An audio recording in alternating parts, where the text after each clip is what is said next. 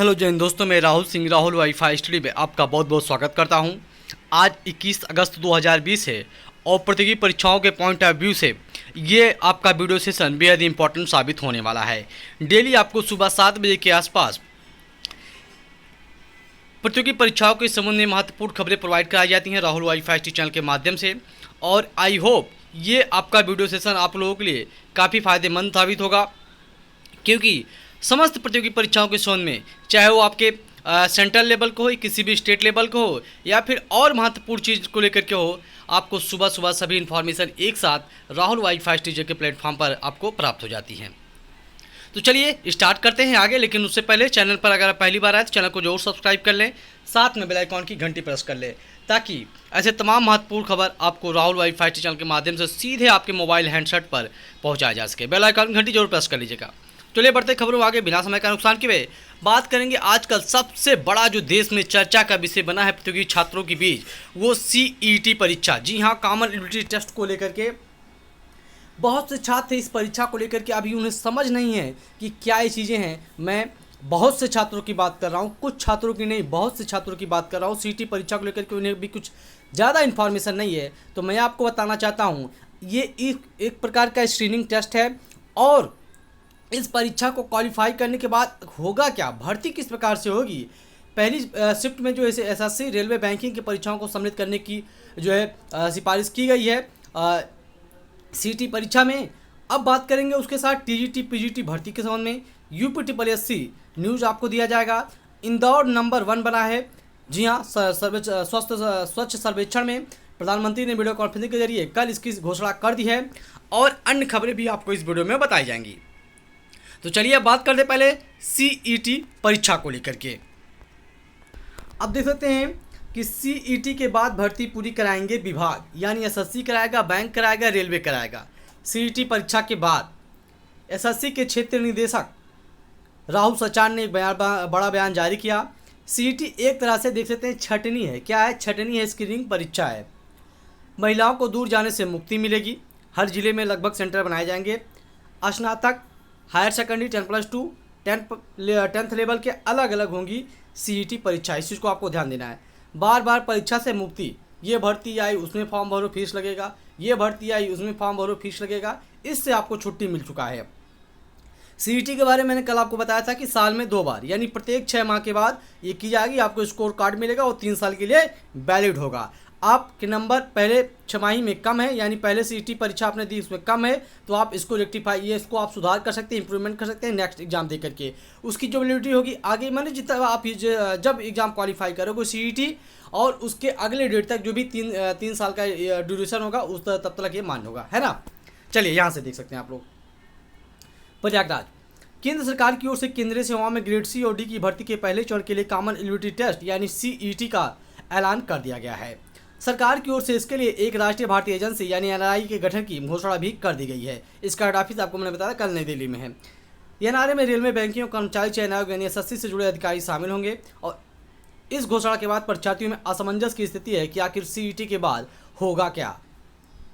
इस संबंध में SSC मध्य क्षेत्र के निदेशक राहुल सचान का कहना है, CET पूरी तरह से एक छटनी परीक्षा है, और पहले चरण की परीक्षा के बाद दूसरे चरण की परीक्षा के लिए संबंधित भर्ती एजेंसियों यानी SSC, रेलवे भर्ती बोर्ड और IBPS की ओर से आगे की प्रक्रियाएं पूरी की जाएंगी।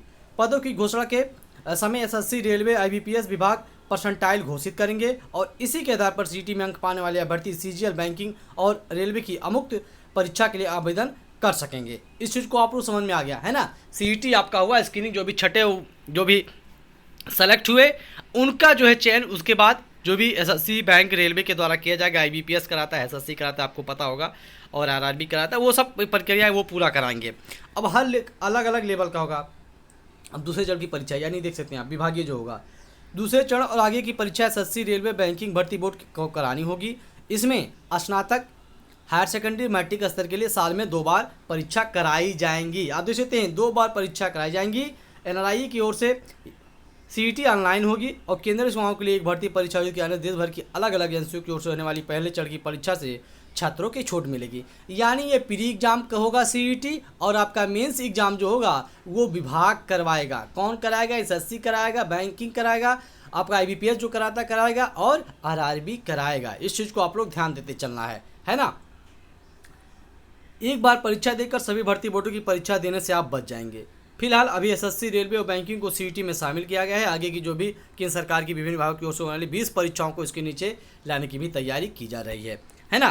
तो आपको मैं सभी चीज़ों के बारे में जहाँ तक मेरे नॉलेज में है, मैं आपको पूरी चीज़ों को समझा दिया हूँ। आई होप आप लोगों को भी इस चीज़ सभी समझ में आ गई होंगी। अब आगे बढ़ते हैं खबरों में। यहाँ से देखते हैं खबर TGT PGT भर्ती को लेकर के। आप देख सकते हैं उत्तर प्रदेश माध्यमिक शिक्षा सेवा चयन बोर्ड रिक्त पदों पर भर्ती की तैयारी में लगा है।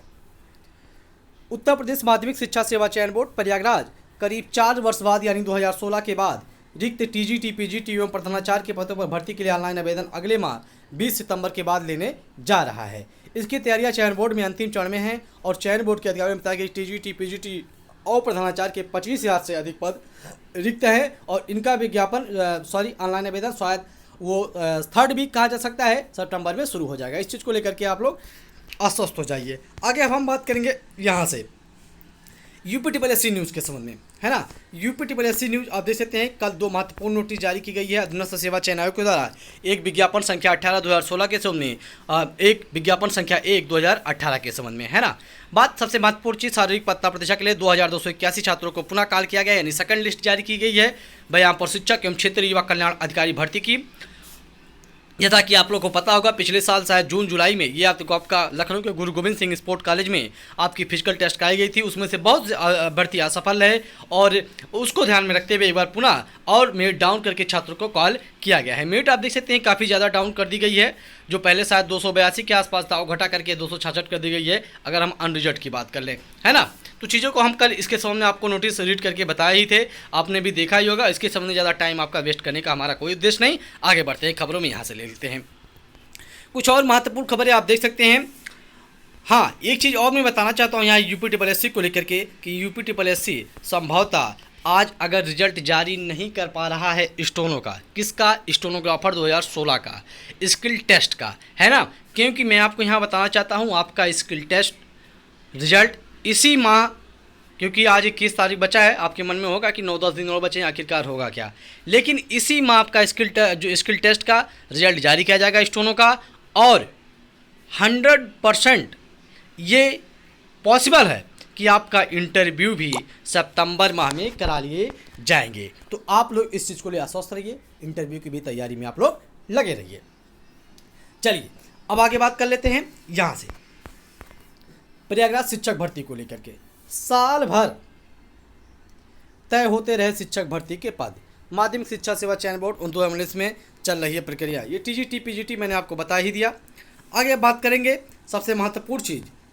जी हाँ, जैसा कि आप लोग जानते हैं कि देश में स्वच्छ सर्वेक्षण शहर की जो घोषणा हुई है उसमें प्रथम स्थान लगातार चौथी बार मध्य प्रदेश के इंदौर को मिला है, दूसरा स्थान नवी मुंबई को मिला है और तीसरा स्थान दिल्ली को मिला है। आपको पता होगा, दूसरा स्थान सूरत को मिला है और तीसरा स्थान नवी मुंबई को मिला है ना। इस चीज़ को लेकर के तो ये भी क्वेश्चन में आपको लगातार पूछा जाता है, तो आप इस चीज़ को चलिए, एक यहाँ पर नॉलेज इनहेंस की बात हो गई, क्वेश्चन की बात हो गई।